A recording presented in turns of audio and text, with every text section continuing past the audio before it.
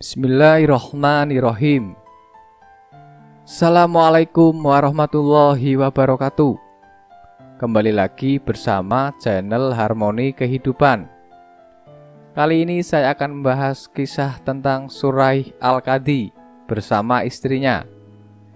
Suraih adalah seorang tabi'in yang ditunjuk oleh Umar bin Khattab menjadi pejabat hakim di wilayah kekhalifahan Islam. Setelah Surayah atau seorang tabi'in menikah dengan seorang wanita Bani Tamim, dia berkata kepada Sa'bi atau seorang tabi'in, "Wahai Sa'bi, menikahlah dengan seorang wanita Bani Tamim." Sa'bi bertanya, "Bagaimana hal itu?"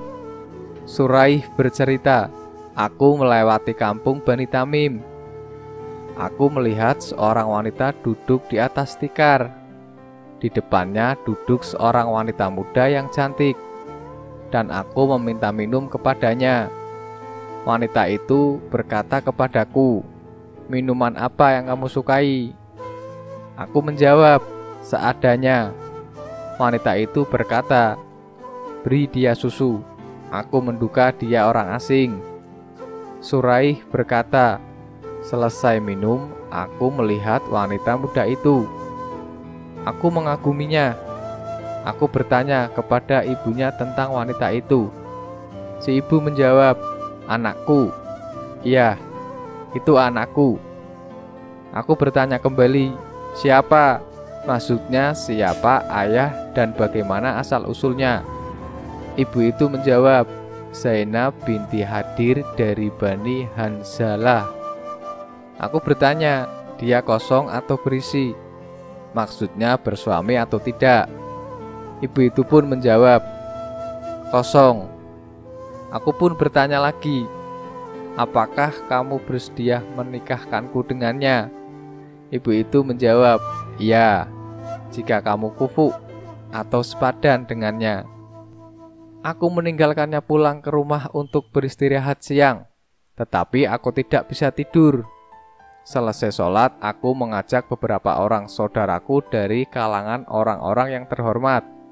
Aku sholat asar bersama mereka. Ternyata pamannya telah menunggu, dan dia bertanya, "Wahai Abu Umayyah, apa keperluanmu?" Aku menjelaskan keinginanku. Lalu dia menikahkanku. Orang-orang memberi ucapan selamat. Kemudian acara selesai. Begitu sampai di rumah, aku langsung menyesal. Aku berkata dalam hati, aku telah menikah dengan keluarga Arab yang paling keras dan kasar. Aku ingat kepada wanita-wanita Bani Tamim, dan mereka keras hatinya. Aku berniat menceraikannya. Kemudian aku berpikir, jangan ditalak dulu, jika baik. Jika tidak, barulah ditalak. Beberapa hari setelah itu, para wanita Tamim datang mengantarkannya kepadaku.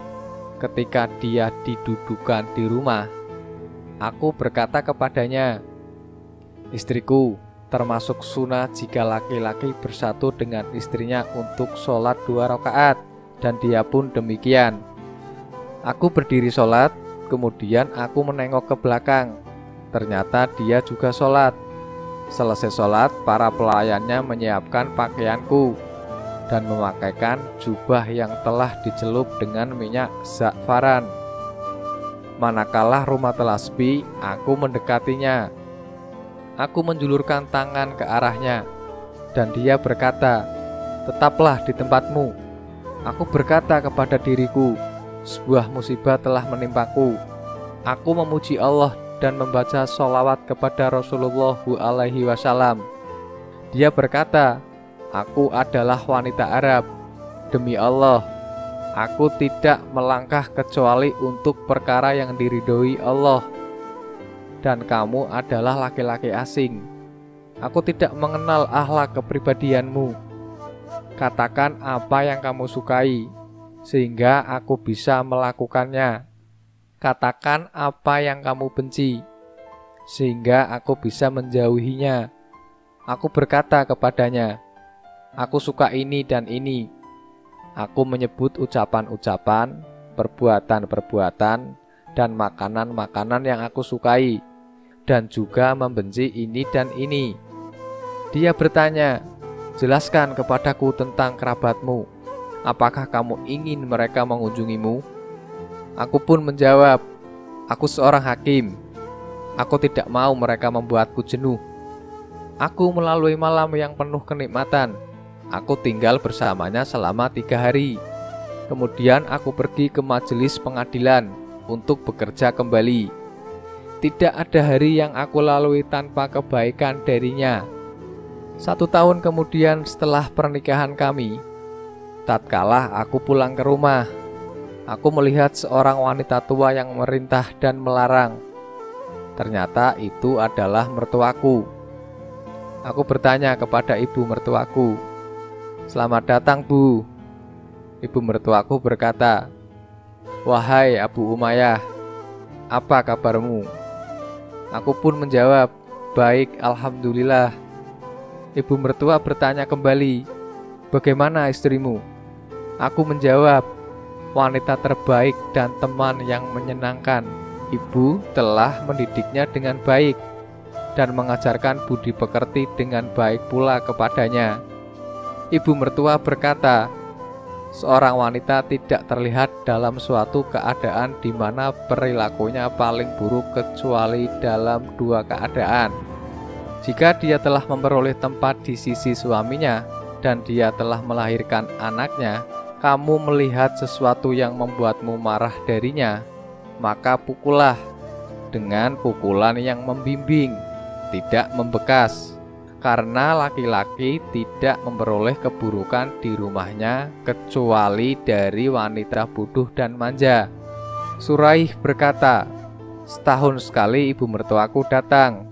Dia pulang setelah bertanya kepadaku, 'Bagaimana menurutmu jika kerabatmu ingin mengunjungimu?' Ku jawab, 'Terserah mereka.' 20 tahun aku bersamanya. Aku tidak pernah mencelanya atau marah kepadanya." Semoga kisah ini bisa menjadi pedoman yang harus dimengerti dan dipahami dengan baik oleh seorang wanita sebagai pijakan cahaya dalam hidupnya.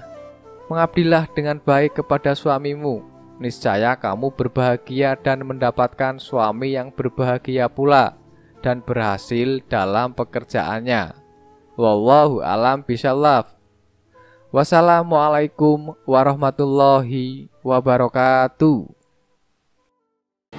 Innahu min Sulaiman, innahu min Sulaiman wa innahu bismillahirrahmanirrahim.